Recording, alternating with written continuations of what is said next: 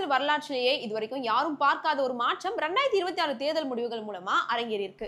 60 வருஷ திராவிட பாரம்பரிய கோட்டையை உடைச்சி 108 இடங்களை பிடிச்சி தனிப்பெரும் கட்சியா தாவிகா உருவெடுத்திருக்கு. ஆனா இந்த தேர்தல் முடிவுகள் நமக்குள்ள ஏகப்பட்ட கேள்விகளையும் குழப்பங்களையும் விவாதங்களையும் எழுப்பியிருக்கு. சோசியல் மீடியால இருந்து டீ கடை வரைக்கும் ஓடிக்கிட்டு இருக்கிற முக்கியமான கேள்விகளை வச்சு இந்த வீடியோல ஒரு தெளிவான அலசலை பார்ப்போம். ஸ்கிப் பண்ணாம முழுசா பாருங்க. முதல்ல விஜய் ஜெயிச்சாச்சு. ஆனா மெஜாரிட்டி நம்பரான 118க்கு இன்னும் 10 சீட்டு குறையுது.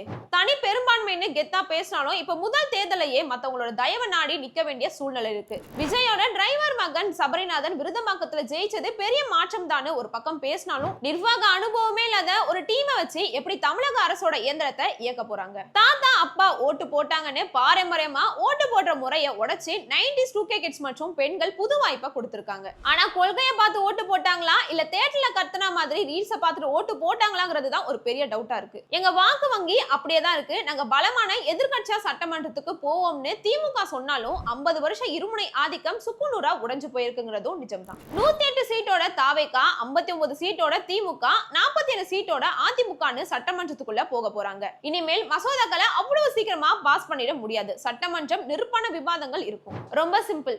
யாருக்குமே முழு பெரும்பான்மை இல்லாத சூழ்நிலை. இதனால விஜய் ஆட்சி அமைக்க மத்த கட்சிகளுக்கு விலை பேச வேண்டியிருக்கு.